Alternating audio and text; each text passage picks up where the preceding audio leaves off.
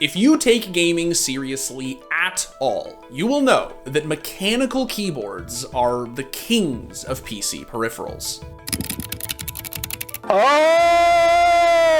The consistency, durability, and feel of a mechanical keyboard is simply unmatched by anything that a standard membrane board could hope to offer. But with so many options out there, finding one that is perfectly suited to your needs can be a complex and confusing journey. Most people on the hunt for a new keyb to enhance their skills fall into one of two camps. Those who want the cheapest out of the box keyboard that's gonna get the job done, and those who are willing to drop thousands on a custom build. $3,500 keyboard.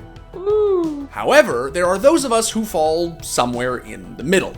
Those who want a premium experience from a brand they trust without breaking the bank. But where do you draw the line between quality and cost? Well, it seems like PC peripheral giant Corsair has the answer. Their K100 Air ultra-thin wireless mechanical keyboard is one of, if not the most expensive pre-built keyboards to date, with a shocking $280 price tag. But why? Why is this pre-built more expensive than some customs? Is its low-profile design the next big thing? And if it actually is any good, is the price tag worth it?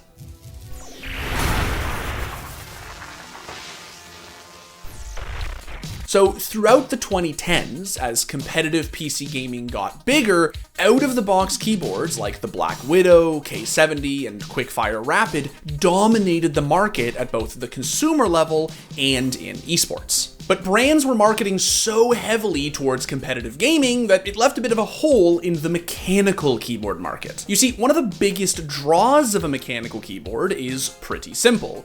They just feel good to use, whether you use them to win tournaments or just type out your homework. And although the big brands did eventually start offering more customization options to the average buyer, like different switches or macro keys, some people wanted more. Thus began a small community of mechanical keyboard enthusiasts who dedicated their time and money to building their own perfect boards, preaching the custom keyb life like a gospel along the way. We often fill our senses with rich flavors and pleasant aromas, but how often do we take care in the things we touch?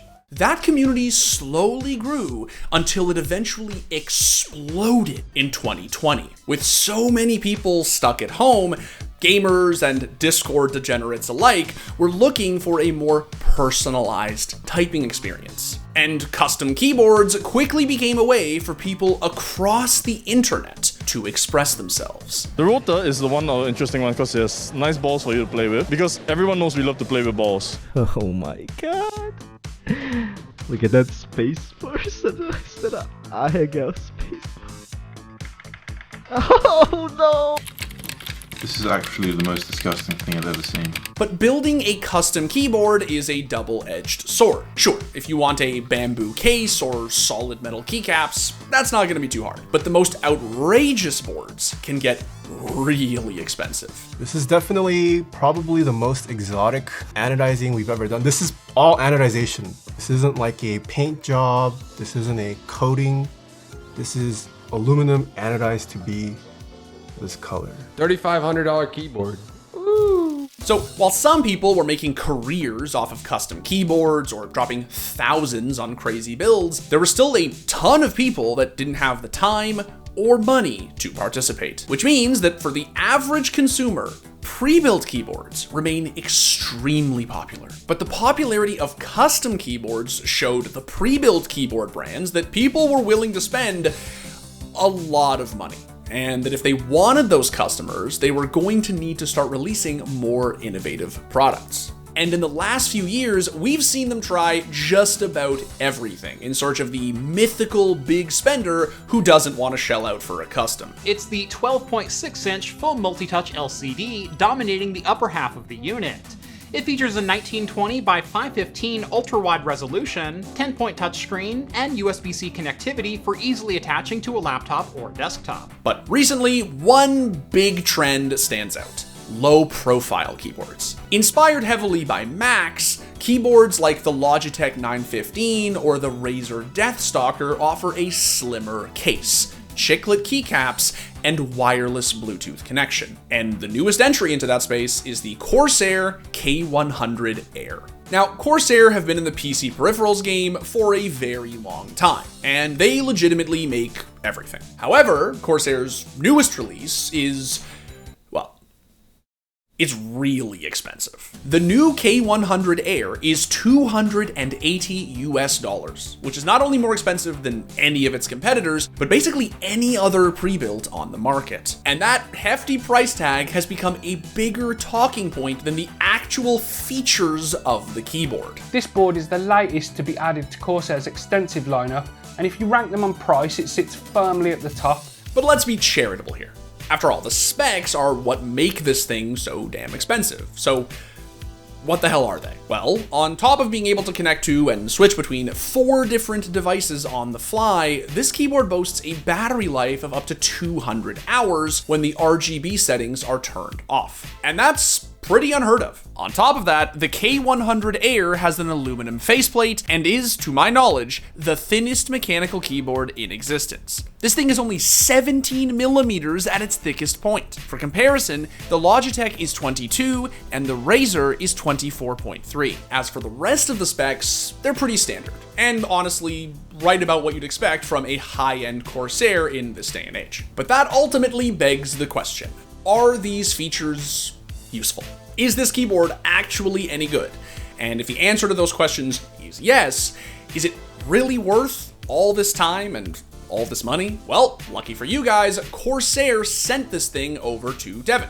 He's been using it for a couple of weeks now, and he definitely has some thoughts he'd like to share. And now, the guy who actually knows what he's talking about. Okay, before we get started, I wanted to thank Corsair for actually sending me this keyboard to try out in the first place. But with that said, this is not a sponsored video, so this review is going to be 100% honest. The keyboard itself is absolutely as advertised. It is the thinnest mechanical keyboard I've ever used. Other than a keyboard on an actual laptop, I think it actually might be the thinnest keyboard I've used, period, which is crazy. Now, it features risers that can give you about half an inch incline if you don't want it flush to your desk. On the underside, there's also this triangle pattern thingy, which is cool, I guess. As for the board itself, it's actually pretty damn sturdy.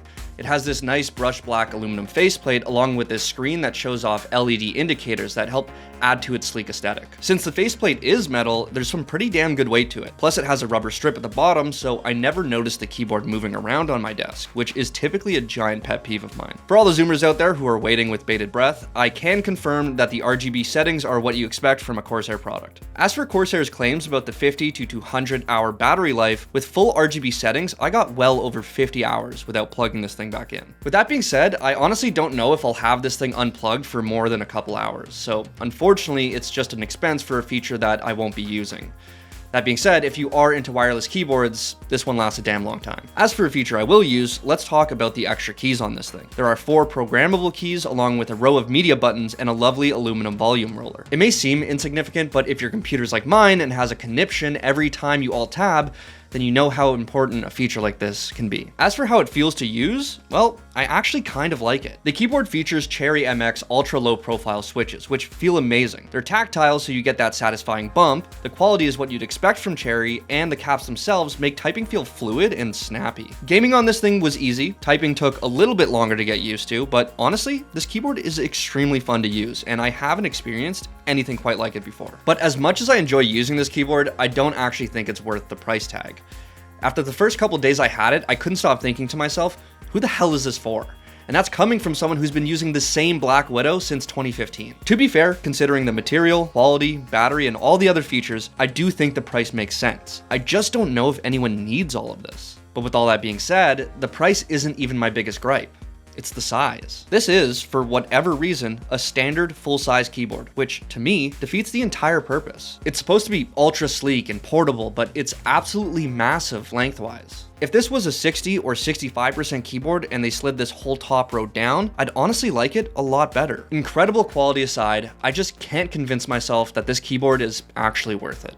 And that was the guy who actually knows what he's talking about. The K100 Air is a bit of an enigma.